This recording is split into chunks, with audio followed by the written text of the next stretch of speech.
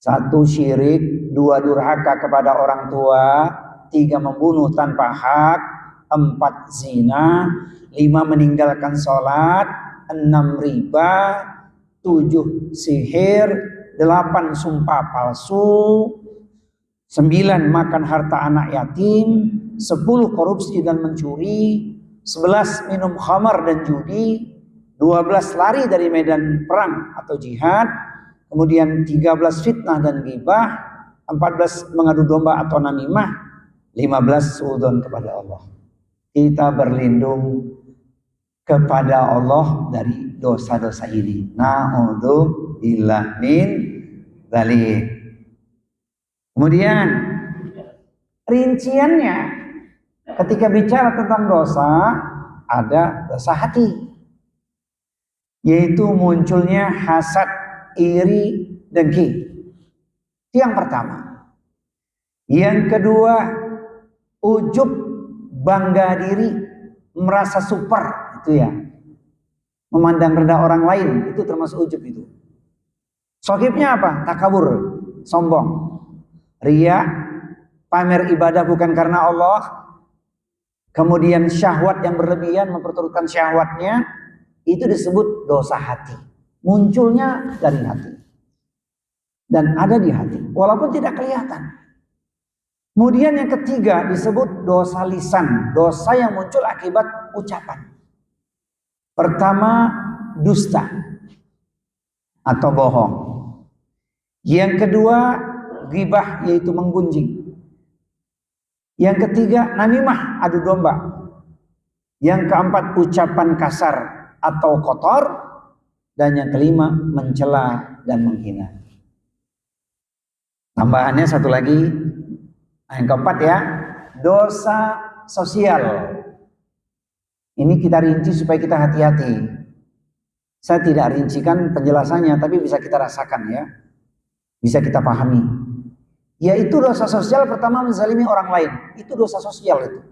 Berbuat zalim bisa merugikan banyak orang. Kemudian tidak menunaikan amanah, dikasih amanah dia tidak amanah.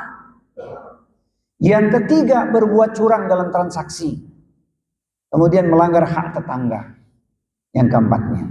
Yang kelima, tidak menafkahi keluarga. Bagi siapa ini? Bagi suami. Nah, kemudian rincian yang kelima, dosa yang terkait dengan akhlak. Marah yang tak terkendali. Marahnya itu terus-terusan, emosian dan seterusnya. Kemudian tidak sabar. Yang ketiga, malas dalam kebaikan. Dalam kebaikan apa saja, yang namanya ibadah itu juga kebaikan. Tapi ketika tidak dilakukan, maka dia sebenarnya sudah malas dalam kebaikan. Yang keempat, cinta dunia berlebihan. Hubud dunia. Kemudian yang kelima, lalai dari mengingat Allah. Nah, ini yang saya paparkan ini baru mukadimah nih. Ini mukadimahnya kalau diurai juga sudah habis waktu kita. Tapi kita bisa melihatnya ini memang hal-hal yang bisa menghancurkan hidup kita. Maka jangan sampai kita melakukannya. Sekuat tenaga kita menghindarkan diri dari berbagai macam dosa. Baik dosa kecil, apalagi dosa besar. Nah, jamaah sekalian, Nabi SAW pernah bersabda, jangan anggap enteng dosa kecil. Jauhilah dosa-dosa kecil. Karena apabila terkumpul akan membinasakan pelakunya. Dosa kecil ditumpuk-tumpuk jadi bukit dosa. Akhirnya apa? Terjerumus dalam lumpur dosa. Tidak bisa bangkit lagi. Itu yang ditakutkan. Kemudian hadis ini juga menjadikan pesan penting untuk kita sebagai rambu-rambu untuk kita waspadai. Khuffatil jannah bil makarih. Surga itu dikelilingi oleh perkara-perkara yang tidak disukai. Jadi ditutupi oleh sesuatu yang tidak disukai. Itulah surga. Makanya jalan ke surga itu terjal. perjuangan yang panjang, penuh pengorbanan, pengabdian kepada Allah, dan seterusnya.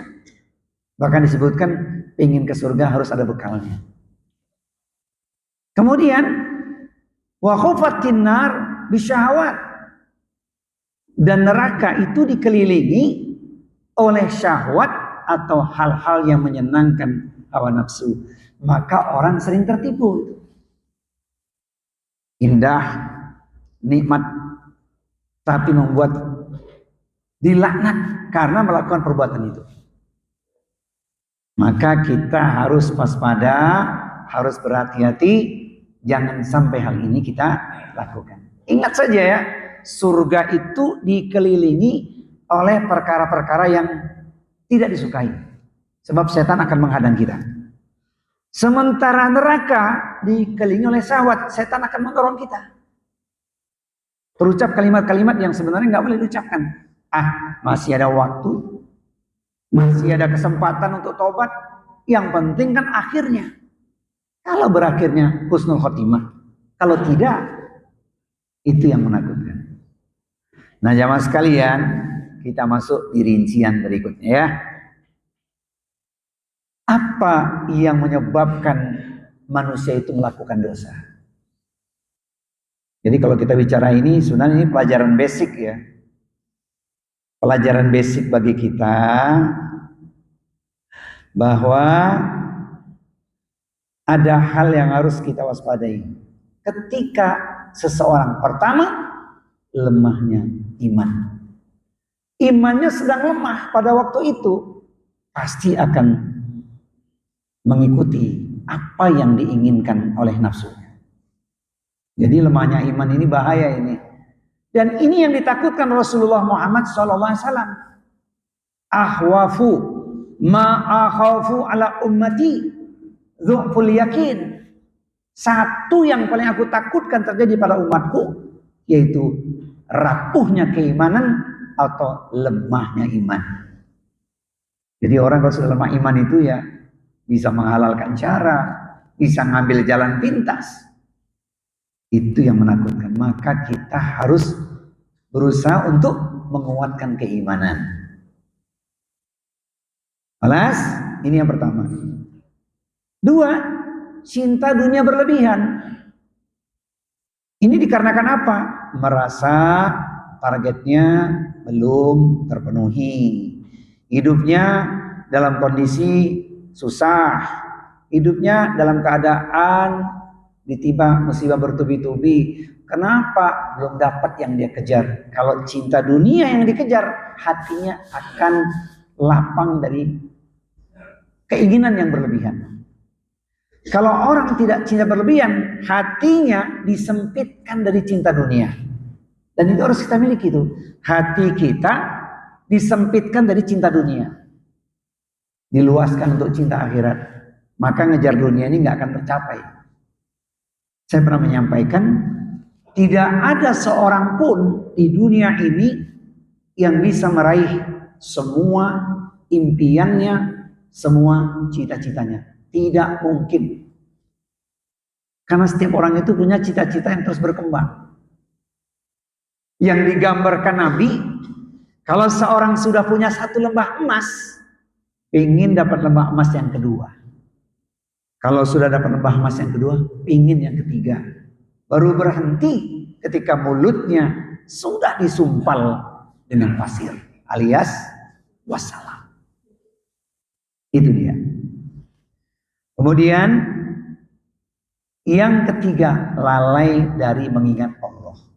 Nah, khusus yang ini, Bapak Ibu sekalian, pecinta ilmu perindu surga, perhatikan, ingat, karena lalai mengingat Allah itu hidupnya pasti sempit. Qurannya di surat Toha, surat yang ke-20, ayat 124. Wa man a'radha an dzikri fa inna lahu ma'isyatan dhanka wa nahsyuru yaumal qiyamati a'ma.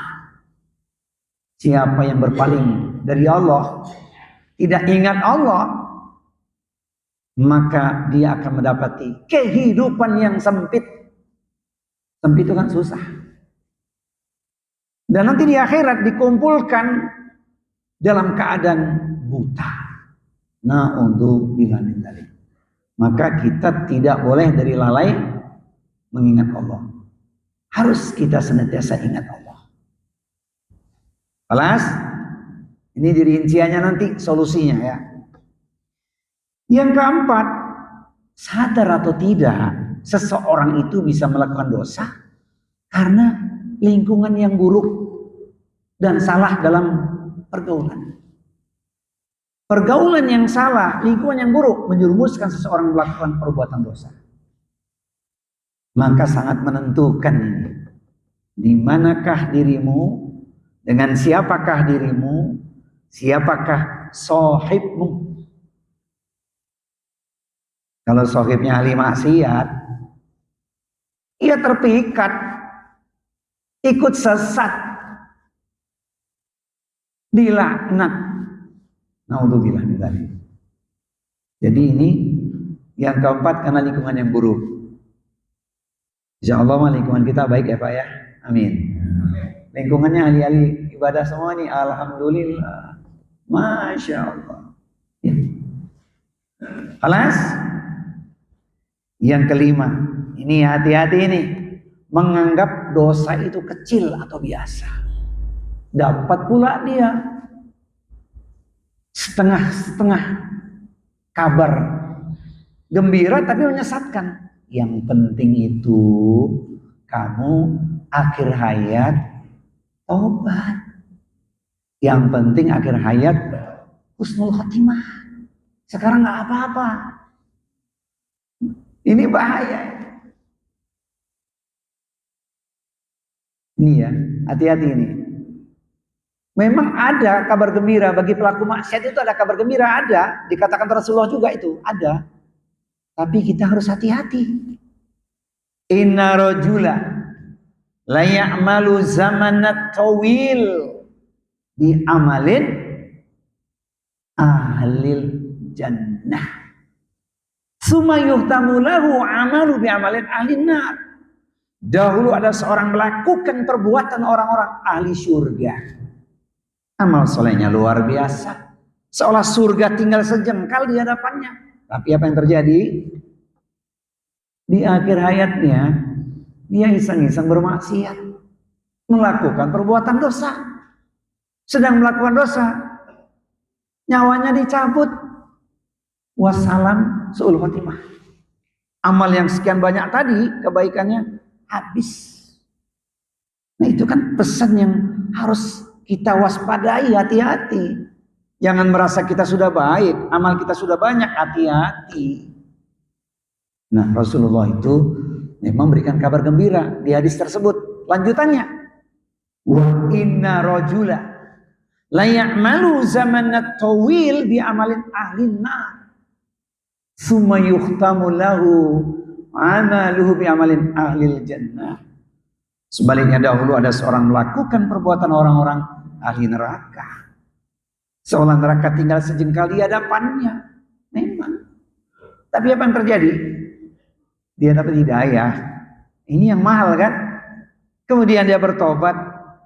Dia hijrah. Tempat hijrahnya belum sampai dia capai, maut sudah meranggutnya. Dengan niat hijrah dan taubat yang dia lakukan itu, walaupun belum beramal, wafat dia husnul khatimah. Kita jangan mikir ke situ. Sekarang maksiat nggak apa-apa, yang penting nanti dapat hidayah. Kalau dapat, kalau tidak, yang disimpulkan dari hadis tadi itu kan dua hal tuh. Ada orang yang awalnya baik, akhirnya buruk. Ada orang yang awalnya buruk, akhirnya baik. Pilih mana kita? Awal baik, akhir buruk. Awal buruk, akhir baik, pilih.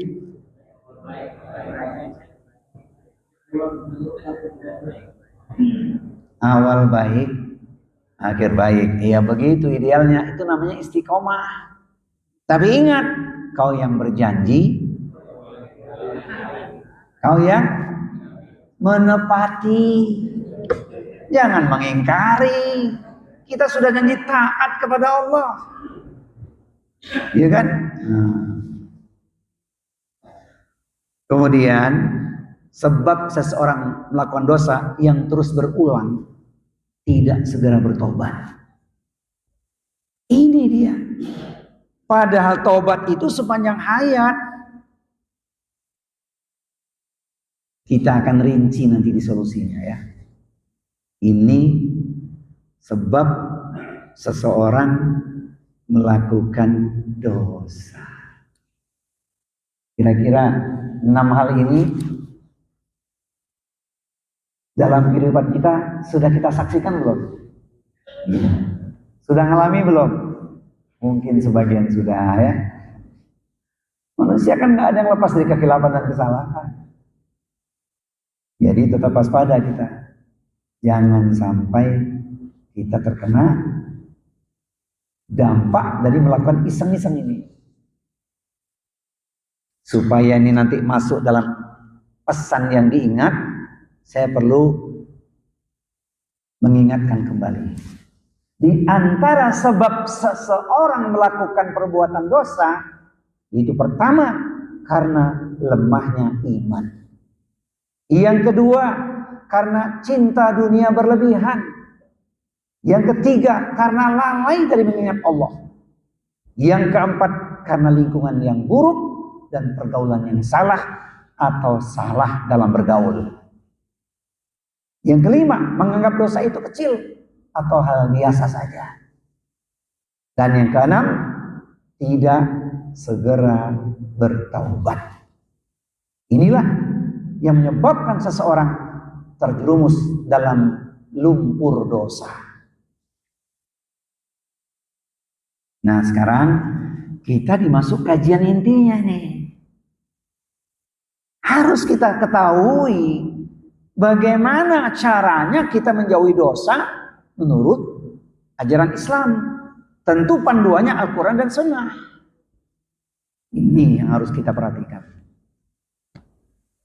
Pertama, hendaknya kita mengenal Allah, yaitu ma'rifatullah. Kalau sudah kenal, tentu kita mengingatnya, zikrullah. Digambarkan dalam Quran tuh di banyak ayat tuh, orang yang ingat Allah merasa diawasi oleh Allah. Sesungguhnya orang-orang yang takut kepada Rabb mereka yang tidak tampak oleh mereka, mereka akan memperoleh ampunan dan pahala yang besar. Mereka takut kepada Rabb yang tidak tampak oleh mereka karena imannya. Kalau sudah punya rasa takut, bagaimana untuk bermaksiat? Kemudian di dalil yang lainnya, ketika kita baca pesan Al-Quran pada surat Al-Anfal, surat yang ke-8, ayatnya ada di nomor yang kedua, itulah yang mesti kita lakukan. Mesti kita miliki. Innamal mu'minuna ladina idza dzukirallahu wajilat qulubuhum wa idza tuliyat alaihim ayatuhu zadathum imanan wa ala rabbihim yatawakkalun. Sesungguhnya orang-orang beriman adalah mereka yang apabila disebutnya nama Allah, menundang hatinya, dan apabila dibacakan ayat-ayatnya, bagi mereka bertambah kuat imannya dan hanya pada Tuhan yang bertawakal. Semakin kenal Allah, makin memahami ma'rifatullah, semakin tumbuh rasa takut dan malu untuk bermaksiat. Jangankan kepada Sang Khalik, ketika kita berbicara tentang makhluk saja, yang kita kenal seseorang yang kita segani, malu kita untuk melakukan dosa. Betul nggak? Tapi itu kan di keramaian, orang lihat. Bagaimana di kala waktu sendiri atau tempat yang sepi? Sama kalau dia sudah kenal Allah, tumbuh rasa takut kepada Allah, merasa diawasi Allah, maka tidak mungkin dia melakukan perbuatan dosa. Jadi tumbuhkanlah rasa takut kepada Allah. Harus. Rasa takut kepada Allah itu salah satu sayap keimanan. Harus.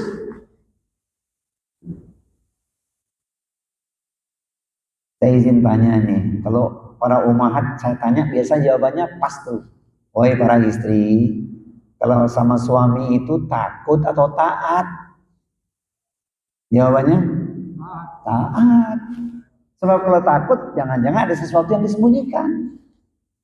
Tapi kalau sudah taat pada suami, dengan catatan suami yang soleh, dia tidak akan melakukan perbuatan dosa. Ya. Sekarang suami, saya tanya nih, kalau sama istri, antum takut atau sayang? Sayang. Jawabannya berat banget ini. Antum sama istri takut atau sayang? Benar. Sebab ada ungkapan, ini dia barisan suami takut istri. Kan ada begitu ya? Mereka ngeles tuh, Ustadz, saya bukan takut sama istri, tapi istri saya lebih berani masa. Istri saya lebih berani katanya. Alas ya. Jadi harus kita lebih mengenal Allah. Dimanapun kita berada pasti diawasi oleh Allah. Ada rasa muraqabah gitu ya. Makin dekat pada Allah, makin kenal Allah. Ya nggak mungkin maksiat, khawatir sedang maksiat nyawanya dicabut. Naudzubillah min. Alas. Yang kedua, cara menjauhi dosa menurut ajaran Islam itu adalah menegakkan yang agama itu sendiri, yaitu sholat yang harus kita jaga. As-sholatu imaduddin, faman aqama faqad aqamaddin, wa man taraka faqad hadamaddin. Sholat itu tiang agama. Siapa yang mendirikannya dia telah menegakkan tiang itu, mendirikan sholat. Wa man taraka faqad hadamaddin. Yang meninggalkannya dia telah merubuhkan tiang itu sendiri. Maka kita sadar betul begitu pentingnya urusan sholat itu. Bicara tentang sholat itu luas sekali. Bukan sekedar kewajiban lagi bagi kita. Kalau kewajiban mah jelas. Karena kita pernah baca dalil kan. Aqimus sholat. Tegakkan sholat. Yang ninggalin sholat, dia tidak dapat jaminan atau perlindungan dari Allah. Wala tatrukana salatan maktubatan muta'ammidan fa inna man taraka salatan maktubatan muta'ammidan faqad buri'at minhu zimmatullah.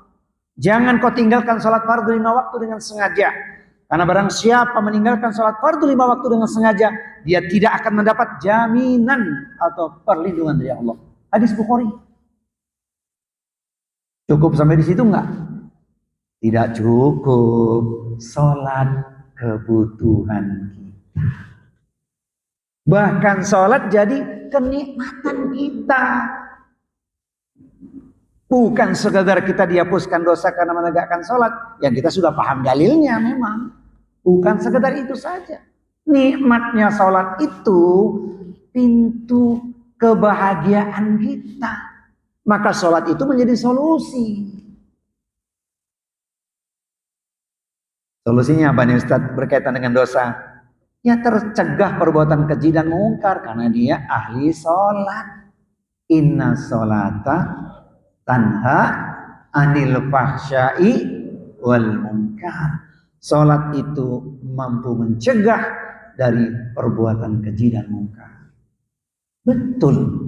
Kalau sholat sudah menjadi kebutuhan kita, dia akan jadi rem buat kita.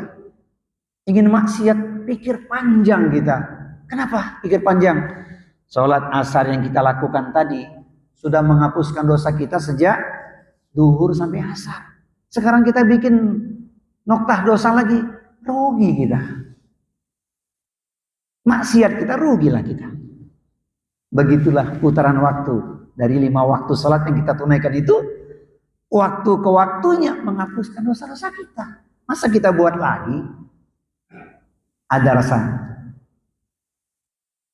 kebutuhan, ada rasa kenikmatan dengan sholat itu. Serius. Sehingga dikatakan Ya Bilal, istirahatkanlah dirimu dengan sholat. Istirahatkan dirimu dengan sholat. Artinya hiburanmu itu ya sholat. Masya Allah. Mestinya begitu kita. Tidak usah kita rinci lagi lah keutamaan sholat begitu banyaknya. Tapi kita bisa merasakan tuh ya, sholat yang khusyuk bisa menjadi benteng dari dosa. Pertanyaannya, bagaimana sholat kita? Sudah baik dan benarkah atau baru menggugurkan kewajiban? Yang penting udah sholat. Padahal bicara sholat itu kan pra sholat, ba'da sholatnya terkait. Tidak lantas ngejar sholat saja. Pra sholatnya apa itu? Warming up dulu kan kita. Maka ada qobliyah. Tuh. Itu hendaknya kita jaga. Apalagi sudah paham dalilnya. Sholat-sholat sunnah itu membuat kita makin dicintai Allah. Itu baru sholat-sholat sunnah tuh. Jadi kita butuh sholat. Kita menikmati sholat. Kalau sudah butuh sholat, sudah nikmat dengan sholat, wow, rasanya 50 rakaat itu kurang. Saya mau jujur mengatakan, 50 rakaat itu rasanya masih kurang. Ustadz gimana 50 rakaat? Kan cuma 17. Iya, 17 sholat fardu. Qobliyah ba'diyah rawatib 12. Tahajud witir 11. Udah 40 tuh. Tinggal antum tambahkan duhanya berapa? Salat sunnah mutlaknya berapa? Dan rangkaian yang dikaitkan dengan salat-salat sunnah itu sendiri. Masya Allah. Ini cara menjauhi dosa yang kedua. Yang ketiga, memperbanyak istighfar dan taubat. Sebab manusia ini tidak lepas dari kekhilafan dan kesalahan. Tidak ada manusia sekarang ini yang maksum.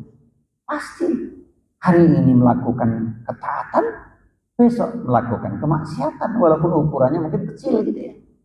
Sekarang soleh, besok bisa jadi salah. Itulah manusia. Dan Nabi mengatakan kullu bani Adam khata'un wa khairul khata'ina at-tawwabun. Semua Bani Adam itu punya dosa, punya kesalahan, tapi yang paling baik adalah mereka yang bertaubat. Maka perbanyak istighfar. Taubatnya dijaga. Allah kasih surat cinta ini, mudah kita mengingatnya. Al-Baqarah surat 2 ayat 222. Innallaha yuhibbut tawwabina wa yuhibbul mutatahhirin. Sesungguhnya Allah mencintai orang-orang yang bertaubat dan orang-orang yang mensucikan diri atau membersihkan diri. Teman-teman sekalian, saudaraku pecinta ilmu perindu surga, nikmatnya kita di masjid sebenarnya adalah dalam rangka kita membersihkan diri. Di luar tadi banyak dosa, masuk ke masjid dibersihkan dosanya karena bertaubat. Itu bukan saya mengatakan tuh, Allah yang mengatakan. Fihi rijalun yuhibbuna ayyatatahharu wallahu yuhibbul mutahhirin. Di dalam masjid itu ada orang-orang yang ingin membersihkan dirinya. Allah cinta kepada orang-orang yang membersihkan diri. Itu orang yang bertaubat.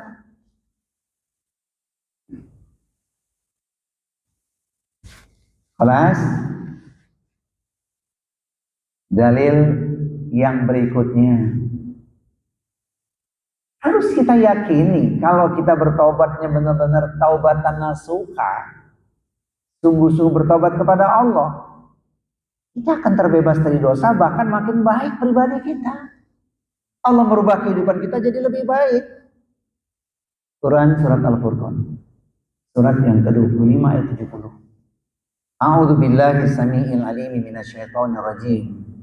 Illa man taba wa amana wa amila amalan sholihan fa ulaika yubaddilullahu sayyi'atihim hasanat wa kana Allahu ghafurur rahim. Surat Al-Furqan surat 25 ayat di nomor 70.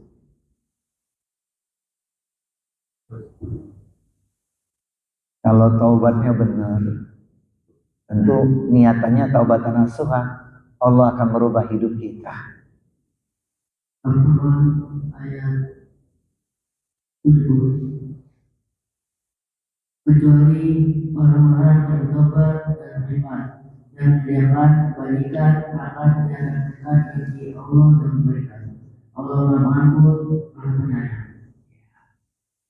Iya, itu dia. Masa nggak yakin dengan ayat Allah? Asal taubatnya taubatan nasuha, betul. Allah akan berubah hidupnya jadi lebih baik. Yang tadinya pendosa jadi taibin. Taibin orang yang taubat, dibersihkan. Masya Allah. Oleh karena itu, Nabi memberikan pesan penting kepada kita, bertaubatlah wahai manusia. Sesungguhnya aku bertaubat mohon ampun kepada Allah itu 100 kali dalam sehari. Di riwayat yang lain 70 kali. Itu Rasulullah yang maksum, yang tak punya dosa. Bagaimana dengan kita? Tentu kita harus lebih banyak lagi mohon ampun kepada Allah Subhanahu wa taala. Sudah sering saya sampaikan ya, banyak-banyak minta ampun di waktu krusial ketika orang-orang tidur lelap. Kita bangun, minta ampun, munajat kepada Allah hingga meneteskan air mata. Sering saya katakan, berenanglah di lautan istighfar di penghujung malam. Kanu qalilan minal laili ma yahja'un wa bil ashri hum yastaghfirun. Mereka itu sedikit sekali tidur pada waktu malam. Jelang datang waktu fajar, memohon ampun kepada Allah Subhanahu wa ta'ala. Itu dia amalan calon ahli surga. Nah, jamaah sekalian, kita simpulkan sering istighfar itu menjaga hati dari keras hati dan dosa yang berulang. Sering istighfar kan minta ampun kita pada Allah. Maka menjaga dari hati yang keras dan dosa yang dilakukan berulang. Banyak minta ampun kepada Allah. Taubatnya taubatan nasuha. Meninggalkan perbuatan dosa, berjanji untuk tidak melakukan kembali, berazam yang kuat, mengisi sisa hidupnya dengan ketaatan, dengan amal soleh. Kemudian yang keempat, sebab seseorang melakukan perbuatan dosa karena lingkungannya buruk. Maka solusinya yang keempat adalah menjauhi lingkungan maksiat. Dimanapun ujian maksiat yang berujung dengan dosa itu banyak. Tapi kembali pada kita, jauhi. Jauhi, dan jauhi. Virusnya dahsyat. Pertama iseng-iseng coba-coba. Yang sekarang apa ini?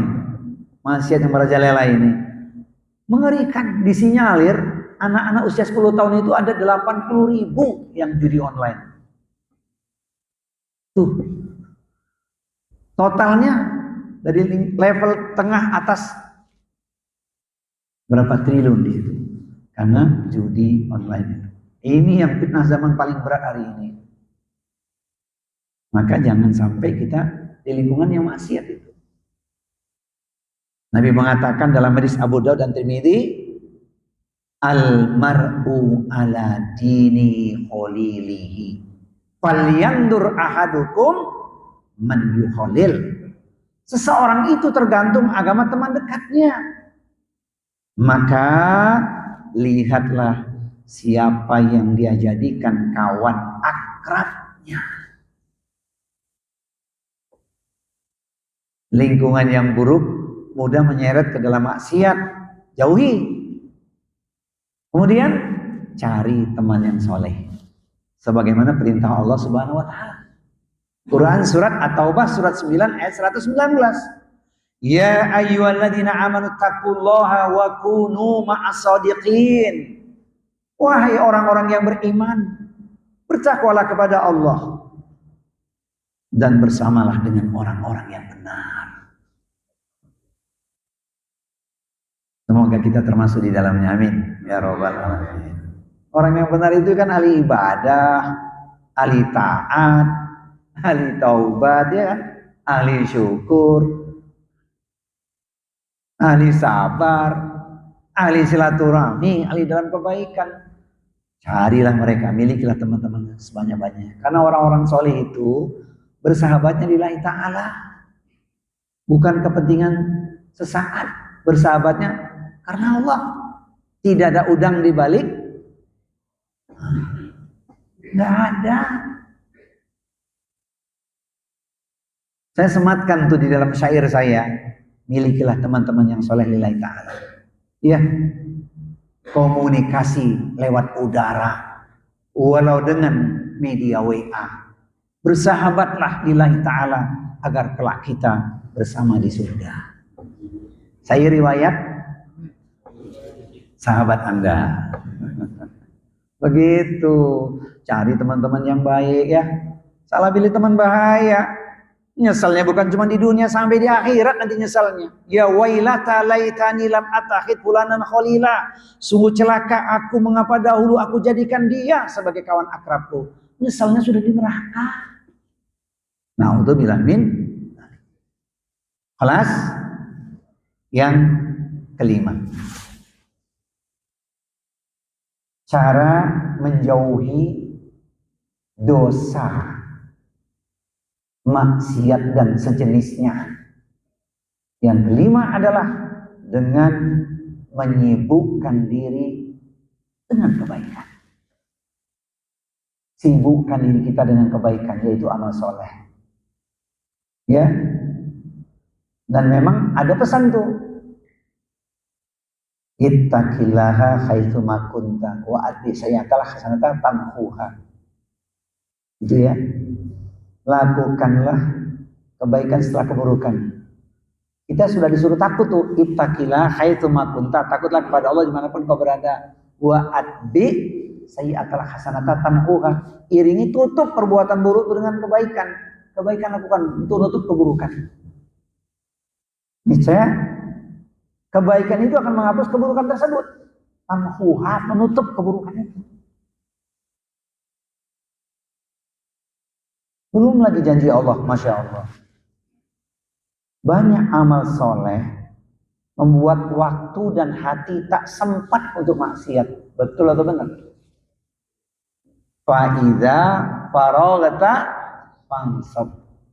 Kalau engkau sudah selesai dari satu aktivitas yang baik, lanjutkan aktivitas yang berikutnya. Tentu yang baik, yang ma'ruf, yang hasanat, bukan sayyiat.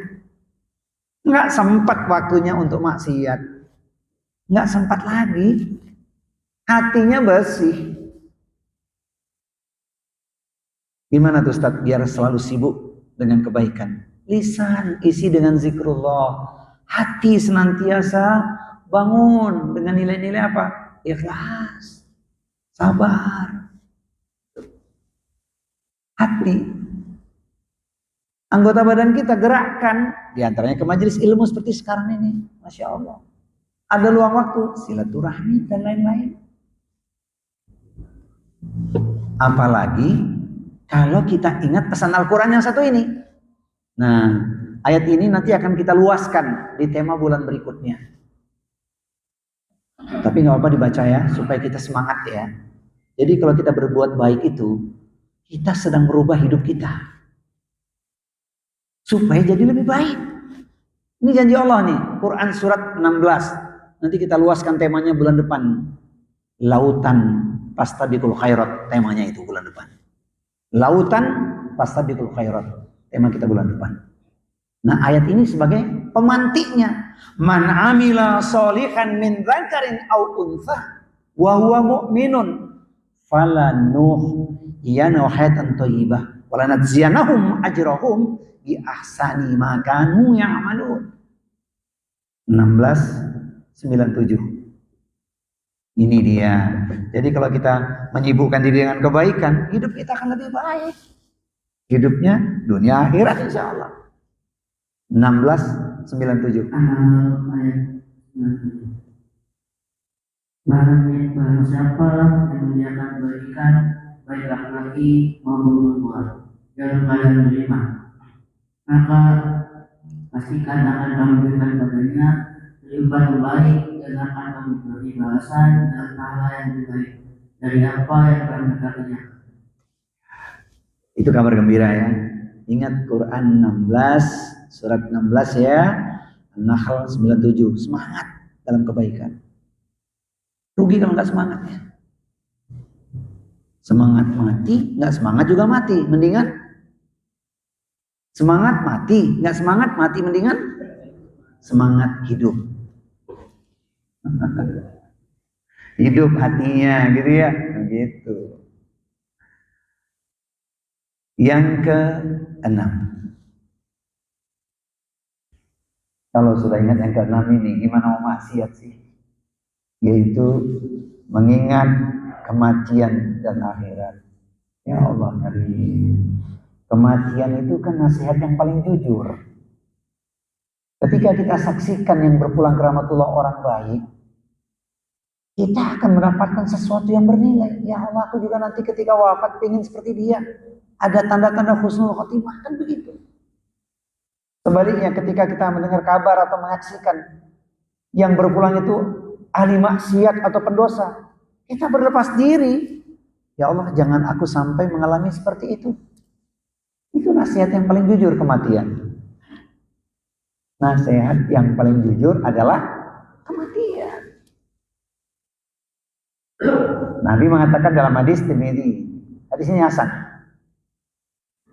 akfiru zikra hadimin ladzat. Perbanyaklah mengingat pemutus segala kelezatan. Kenikmatan akan berakhir dengan apa? Yaitu kematian. Ingat mati, ingat pesan Al-Quran.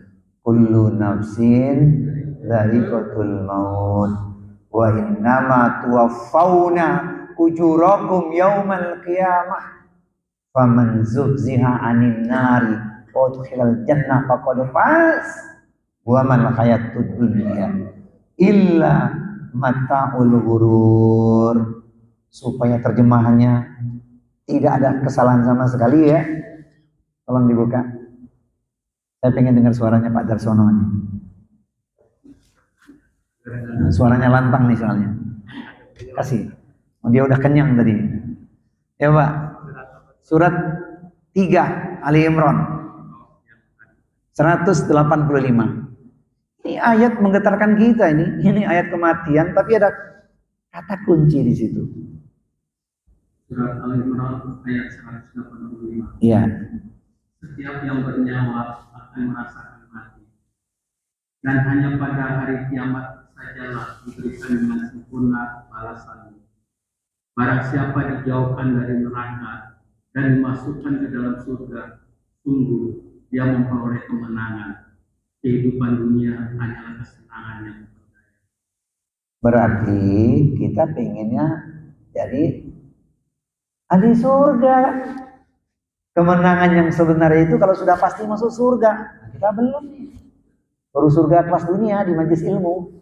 Belum surga yang sebenarnya kan. Itu kematian. Ini taman surganya, dunia udah ada. Nanti pulang ke rumah dapat lagi tuh. Baiti jannati, rumahku surgaku. Begitu lihat istri, istriku surgaku. Lihat anak, anakku surgaku.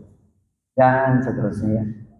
Tapi ayat ini kalau kita renungkan, itulah pesan sukses yang sesungguhnya ketika seseorang sudah pasti masuk surga. Baru sukses abadi namanya. Kalau belum, belum. Jadi tak usah risau dengan urusan dunia, kita perjuangkan, sempurnakan ikhtiar, hasil Allah sudah menentukan. Yang salah itu ketika kita abai dengan semangat ikhtiar. Ikhtiar harus kita sempurnakan. Kan jalannya begitu. Fa idza azamta fatawakkal 'ala Allah. Innallaha yuhibbul mutawakkilin. Nah, nomor yang ke-6 ini jamaah sekalian. Apa yang bisa kita simpulkan dari banyak mengingat kematian dan akhirat? Dunia itu singkat, cepat, sebentar. Sementara bekal menuju kematian itu harus betul-betul kita persiapkan. Ingat kematian adalah agar kita jadi orang yang smart, orang yang cerdas. Siapa orang yang cerdas itu? Kata Rasulullah, al-kayyisu man dana nafsahu wa amila lima ba'dal maut. Orang yang smart, orang yang cerdas adalah orang yang sibuk mempersiapkan bekalnya menuju hari kematiannya. Sibuk dengan amal soleh juga tentunya. Sementara orang yang sebaliknya, orang yang bodoh adalah orang yang lemah. Wal ajizu manittaba'a hawahu wa tamanna 'ala Allah.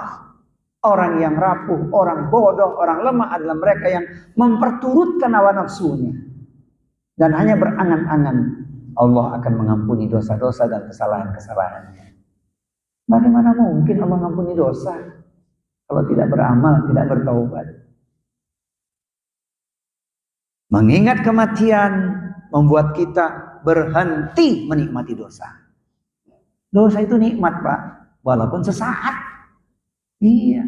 Kalau ingat kematian berhenti kita. Manisnya dosa. Yang ketujuh, menyadari bahaya maksiat, yaitu perbuatan dosa. Maksiat yang berujung dosa itu akan membuat Allah murka. Mikir kita melakukan dosa. Takut sama orang saja kita sudah mikir, apalagi takutnya kepada Allah ya. Yang Allah tidak terlihat tapi kita yakin diawasi Allah. Ngeri kita. Sedang maksiat, nyawa dicabut. Na'udzubillah min dzalik. Sedang nyuri, ketangkep, dihukumi masa, bisa wassalam di tempat. Itu saja sudah membuat kita takut. Betul nggak? Selingkuh, ketahuan, wah bahaya. Nggak ketahuan, sepanjang nggak ketahuan nggak apa-apa. Siapa bilang? Apalagi yang diselingkuhi istri tetangga pula. Wah, ngeri tuh. Dosanya berlipat-lipat. Ya. Selamat dari tidak ketahuan saja sudah mikir kita, tetap dosa besar, apalagi sampai ketahuan. Nah, itulah kira-kira. Maka di Al-Quran disebutkan supaya kita menyadari bahayanya maksiat yang dilakukan. Karena itu berujung dengan kezoliman. Ketika seseorang berbuat zolim, maka dampak buruknya tidak hanya nimpa dirinya, tapi banyak orang. Quran surat Al-Anfal yang pertama, surat yang ke-8 ayat 25, Allah berfirman, wattaqu fitnata la tusibanal ladzina zalamu minkum khassah wa'lamu annallaha syadidul iqab. Dan peliharalah dirimu dari siksa yang tidak hanya menimpa orang-orang yang zalim. Itu tetangganya siapa? Kalau sudah dapat level khusus kakek, itu kakeknya siapa? Ngeri ya. Mikir kita bahayanya. Apalagi punya jabatan ya. Wah. Jadi RT pula di situ, itu RT-nya siapa? Kampungnya di mana? Kalau dia seorang wanita, itu istrinya siapa? Itu emaknya siapa? Itu neneknya siapa? Dan seterusnya. Itu dampak sosial saja sudah berat tuh di dunia. Apalagi di akhirat nanti. Kalau nggak bertaubat maksudnya. Iya kan? Dan seterusnya. Saya kasih contoh itulah. Semoga kita terhindar karena dampak buruknya sangat memberatkan, meluluh lantakkan. Sekarang dalil yang lebih kuat lagi, lebih besar lagi, dampaknya lebih dahsyat menimpa negerinya. Karena akibat perbuatan maksiat dosa dilakukan oleh penduduk negeri. Zaharal fasadu fil bari wal bahri bima kasabat aydin nas liyudhiqum ba'dal ladzi amilu la'allahum yarji'un. Quran surat Ar-Rum surat yang ke-30 ayat di nomor 41. Telah tampak kerusakan di darat dan di laut disebabkan oleh kekuatan tangan manusia. Allah menghendaki agar mereka merasakan sebagian dari akibat perbuatan mereka, agar mereka kembali ke jalan yang benar. Nah, ngeri ya Pak, berapa banyak musibah terjadi ya kan? Orang dulu menyebutnya air membumbung tinggi, digelari dengan tsunami. Air membumbung tinggi digelari dengan tsunami. Bumi bergerak kencang, orang mengatakan gempa bumi. Gunung batu, orang menyebutnya erupsi. Ya, pijaran api berkobar namanya kebakaran terjadi. Dan sejumlah musibah yang bertubi-tubi kan gitu. Karena perbuatan dampak maksiat yang dilakukan oleh seseorang, kena semuanya. Jadi kalau negeri kita pengen sejahtera, pengen meraih baldatun thayyibatun warbun ghafur, mesti dihindari itu maksiat di level manapun. Penduduknya beriman bertakwa, Allah akan turunkan berkah dari langit dan bumi. Kelas. Yang ke-8, menjaga amalan-amalan sunnah. Amalan-amalan sunnah yang dicontohkan Rasulullah itu ketika kita lakukan dapat membantu kita menjauhi dosa. Sebut saja amalan sunnah apa? Ujungnya menutup dosa itu. Karena kita tidak ingin berulang bertambah dosa, semangat kita menjaga amalan-amalan sunnah. Banyak amalan sunnah itu.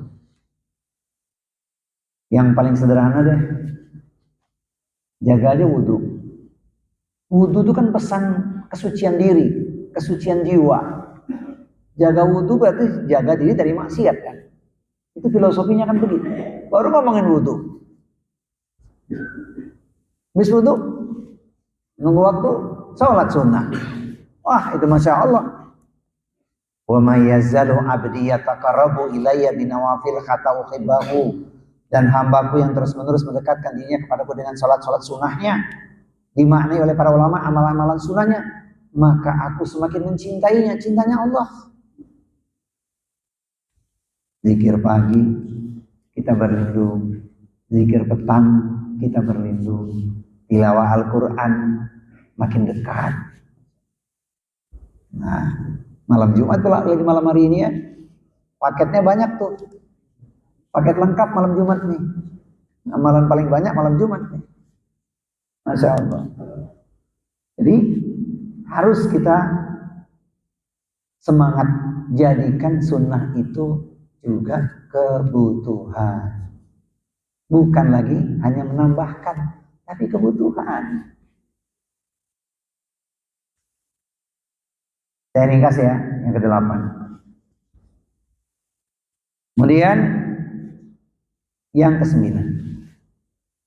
Jamaah sekalian, cinta ilmu perindu surga, yaitu mengingat nikmat Allah Subhanahu wa taala. Selalu ingat nikmat Allah Subhanahu wa taala, kita akan lebih waspada terhadap perbuatan yang dapat menjauhkan kita dari Allah. Sebagaimana janji Allah ya, kalau kita mensyukuri nikmat Allah, ekspresi syukurnya benar, Allah akan nambahi nikmat. Tapi kalau kita kufuri nikmat Allah, ya kita akan dapat azab berat. Wa in ta'adzana rabbukum la in syakartum la azidannakum wa la in kafartum inna adzabi lasyadid. Berikan kabar gembira. Kasih tahu, iklankan, promosikan yang bersyukur, Allah akan nambahi nikmat. Tapi yang kufur, Allah akan timpakan azab pada dia. Bersyukur itu membuat seseorang makmur, kufur buat orang akan terkubur. hancur. Itu kira-kira. Setelah kita menyadari betapa sayangnya Allah kepada kita. Perhatikan, sebagai makhluk yang lemah ini, kita semua punya rekam jejak yang tidak bisa kita sembunyikan. Tapi Allah menutup aib kita. Betul enggak? Ditutupi aib kita, padahal banyak dosa kita lakukan. Bagaimana kita tidak mensyukuri nikmat Allah? Ingat sampai hari ini kita masih dikasih kehidupan. Masih hidup kita. Coba bayangkan ketika seorang bermaksiat langsung diikop, langsung dihukum. Wassalam sudah. Dan ayat berikut ini perhatikan. Betapa banyak kehancuran, kerusakan, penderitaan. Orang mengatakan musibah itu bukan ulah siapa-siapa, tapi karena perbuatan sendiri. Surat Asy-Syura. Jadi kalau nggak bersyukur dengan iman Allah masih dikasih kehidupan, terlalu, kata Bang Haji. Surat Asy-Syura, surat yang ke-42, ayatnya ada di nomor 30. Wa ma asobakum min musibatin fa bima kasabat aydikum wa ya'fu an katsir. 42 Asy-Syura ayat 30. Dan musibah apapun yang menimpa kamu adalah karena perbuatan tanganmu sendiri. Dan Allah memaafkan banyak dari kesalahan-kesalahan. Itu kan luar biasa ya, sayangnya Allah kepada kita. Dan Allah banyak memaafkan dari kesalahan-kesalahanmu. Bayangin tuh kalau Allah langsung menghukum apa yang kita lakukan. Nggak sempat taubat kita. Maka di Quran surat Ar-Rum yang dibaca tadi, supaya mereka tuh dikasih peringatan kembali ke jalan yang benar. Rujuk kepada Allah. Taubat maksudnya. Kembali ke jalan yang benar. Jadi kalau hari ini, mohon maaf, ada keluhan yang kita ucapkan, ada hal yang tidak bisa kita raih, kita mesti introspeksi. Jangan-jangan karena kelalaian kita. Tidak bisa kita genggam karena kita tidak serius. Tidak kita dapati karena kita malas. Mungkin ya, ini introspeksi untuk kita semua, tidak terkecuali. Jangan-jangan kita cuman omdo, pengen hasil maksimal, tapi kita cuman omdo tidak melakukan. Ya nggak dapat. Ibarat pohon yang lebat namun tak berbuah. Al ilmu bila amalin kasajari bila tamarin, kan.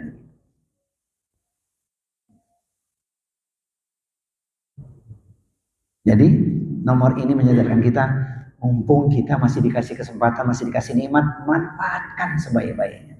Mengingat iman Allah Subhanahu wa taala. Terakhir ya, yang ke-10. Memohon perlindungan, yaitu berdoa. Memohon perlindungan kepada Allah Subhanahu wa taala dengan berdoa agar dapat menjauhi dosa. Karena kita ini makhluk yang lemah, dhaif, setan tidak tinggal diam, segala cara ingin menggelincirkan kita, maka kita berdoa. Nah, di antara doa-doa itu saya nukilkan, kita semua sudah hafal maksudnya. Ketika kita memohon dengan doa ini, hayati, tancapkan ke dalam hati kita, benar-benar kita bermohon kepada Allah. Rabbana la tuzigh qulubana ba'da idh hadaitana wa hab lana min ladunka rahmah innaka antal wahhab. Ya Rabb kami, ya Tuhan kami, janganlah Engkau jadikan hati kami condong kepada kesesatan sesudah Engkau beri petunjuk kepada kami, dan karuniakanlah kepada kami rahmat dari sisimu. Sesungguhnya Engkaulah Maha Pemberi rahmat. Supaya akidah kita terjaga, tauhid kita tetap kokoh, tidak cenderung kepada kesesatan. Ini doa yang sangat penting. Ini di Quran surat Ali Imran ayat 8 ini doa ini. Kemudian doa berikutnya, ini dikaitkan langsung nih. Allahumma inni a'udzubika min munkaratil akhlaqi wal a'mali wal ahwa'i. Ya Allah, aku berlindung kepadamu dari akhlak, perbuatan atau amal, dan hawa nafsu yang buruk, yaitu hawa nafsu yang mungkar. Bapak Ibu sekalian, mari kita baca sama-sama doa ini ya. Pulang dari majelis sudah hafal semua. Udah difoto, udah di-share ya. Nah, yuk sama-sama kita baca yuk. Wahid isnin salasa. Allahumma inni a'udzubika min munkaratil akhlaqi wal a'mali wal ahwa'i. Once more. Allahumma inni a'udzubika min munkaratil akhlaqi wal a'mali wal ahwa'i. Ya Allah, aku berlindung kepadamu dari akhlak, perbuatan, dan hawa nafsu yang buruk, hawa nafsu yang mungkar. Ini hadis sahih riwayat Tirmidzi. Dinilai hasan oleh Al-Albani. Nah, saya tambahkan doa ini, walaupun kita semua sudah hafal, supaya nggak lupa, karena kadang-kadang lupa juga. Padahal posisi sujudnya sujud sudah terakhir pula, nggak sempat baca doa ini, rugi. Doa untuk kita senantiasa meminta husnul khatimah. Allahumma inni as'aluka husnal khatimah. Ya Allah, aku memohon kepadamu husnul khatimah, akhir kehidupan yang baik. Karena kita tidak pernah tahu akhir kehidupan kita. Tetap mohon kepada Allah. Dan kita melihat tuh ada orang-orang yang seolah sepanjang hidupnya itu maksiat saja, tapi jelang wafatnya itu jadi ahli ibadah. Kita saksikan tuh ada. Sebulan sebelum wafat itu Masya Allah ibadahnya luar biasa gitu ya. Nah kita jangan mikirin begitu, istiqomah aja kita. Yang kedua, Allah marzuqni taubatan nasuha qoblal maut. Doa wafat dalam keadaan bertaubat. Ya Allah, anugerahkanlah kepadaku taubat yang sebenar-benarnya taubat sebelum datangnya kematian. Kemudian ini dikaitkan dengan iman juga. Doa meminta ketetapan dalam Islam. Allahumma ya muqallibal qulub tsabbit qalbi ala dinik. Ya Allah, zat yang membolak-balikkan hati, tetapkanlah hatiku di atas agamamu. Amalkan doa ini dengan penuh keyakinan, mohon pada Allah agar kita terhindar dari segala macam tipu dan setan, tidak terbelenggu dalam kubangan atau lumpur dosa. Nah, terakhir jamaah sekalian, supaya mudah mengingatnya, saya ringkaskan kembali. Ini tugasnya Ustadz memang, supaya gampang mengingatnya kembali ya. 10 apa? Nanti lupa menyebutnya. Saya tuliskan kembali ya. Cara menjauhi dosa menurut ajaran Islam. Yang pertama, mengenal Allah dan mengingatnya, yaitu zikrullah. Yang kedua, menjaga salat. Jaga salat kita. Tentu kalau bicara salat, tidak kita mencukupkan salat fardu saja. Salat fardu dan salat sunnah kita. Yang ketiga, memperbanyak istighfar dan bertobat pada Allah dengan niat taubatan nasuha. Yang keempat, menjauhi lingkungan maksiat. Itu artinya miliki juga teman-teman yang baik, teman-teman yang soleh. Kemudian yang kelima, menyibukkan diri dengan kebaikan. Semangat terus dalam beramal. Jangan pernah merasa puas dan merasa cukup dengan amal kita. Kemudian yang keenam, mengingat kematian dan akhirat akan menjauhkan kita dari perbuatan dosa. Karena kita merasa bekal belum cukup. Kemudian yang ketujuh, menyadari bahaya dari maksiat atau dosa yang dilakukan. Yang kedelapan, menjaga amalan-amalan sunnah agar kita makin dicintai Allah. 9, mengingat nikmat Allah Subhanahu wa taala hingga hari ini kita masih dikasih kehidupan. Padahal kita telah banyak melakukan kesalahan. Allah masih memberi ruang kepada kita untuk kembali ke jalan yang benar. Dan yang terakhir, ke-10, memohon perlindungan dengan berdoa kepada Allah Subhanahu wa taala agar kita dijauhkan dari fitnah-fitnah dunia ini. Selamat dari maksiat dan dosa. Baik jemaah sekalian, di penutup saya tuliskan pula syair berikut ini. Dimulai dengan syair, ditutup dengan syair juga. Kita berlindung kepada Allah sepenuh hati agar terlepas candu dosa yang merusak diri. Karena tiada nikmat yang sejati kecuali meraih ridho ilahi. Kata Anwar Zufri.